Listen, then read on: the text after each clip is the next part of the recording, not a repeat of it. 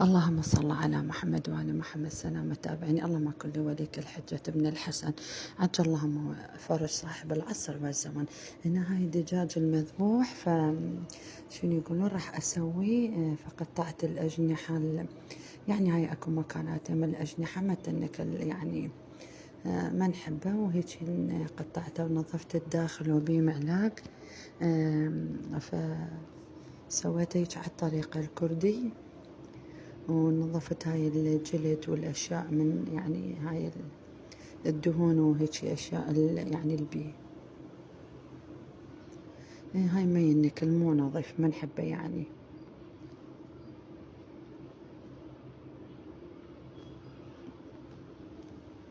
هذا الدجاج ذبح فطعمه طبعا كلش طيب يعني ألياف ماله ما ميت، مو مثل الجامد وهيك أشياء.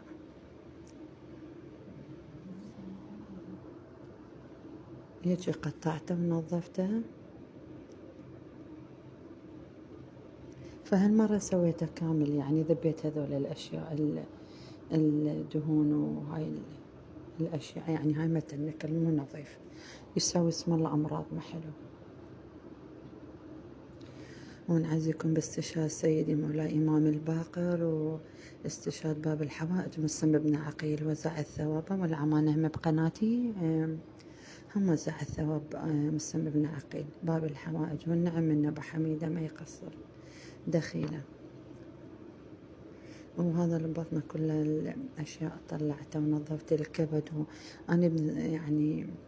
وهنا سويت التشريب ماله، شنو خليت بالجدر، هنا سلقته بمي المعقم طبعا، وخليت الفلفل والجزر والبصل، وخليت الكاري والملح والكمون.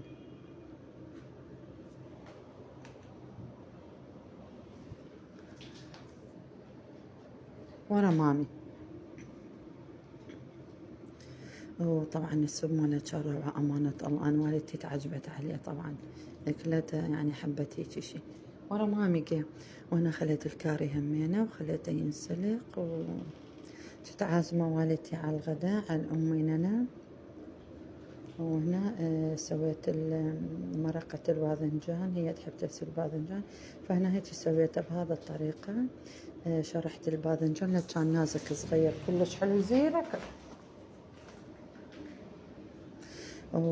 شوحته وخليته طماطة شوحته والبصل والفلفل واحد هيك سويت على ماما حبيبي، وخليته شوي، وخليت بهارات التبسي، اكو بهارات تبسي مال باذنجان، وخليت الملح وضرت الليمون دوزي، يطلع الطعم مرة روعة يتجنن وداعت الله. شنو يقولون، وهيك خليته. هنا انسلق الدجاج، وهنا خليت المعدنوس يعني على الوجه هيجي. وهنا سويت الرز بزيت الزير،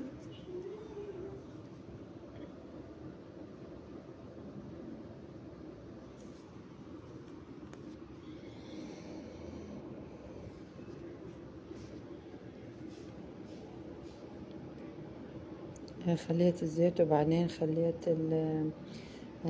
الرز، وبعدين خليت قياس الرز ماء، وخليت الملح ملح. ايوه هذا بالسوب مال الدجاج سويته الرز، طبعا صفيته لان ذبح فالطعم ماله طيب، كلها امطى نكهات بالرز يعني. وهنا قليت الدجاج، قالوا مامي يعني اذا ما عندك اوفن او شي عادي تشوي على الطاوة، يصير دجاج بالطاوة يعني عادي يرهم ماكو شي يعني مثلا.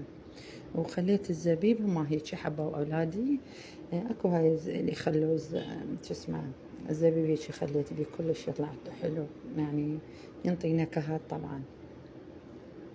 هذا رز الجوكر انا معتمدته، احبه كلش، انا ماخذه من عنده يعني، نستعمل من عنده قوني اخذت من عنده، وكان هذا الموجود، وان شاء الله يعجبكم. هاي خبز السكر الامي، سويت السلطه، وهذا طرش سويته. ومشاهدة ممتعة لكم، تحياتي حياتي باي.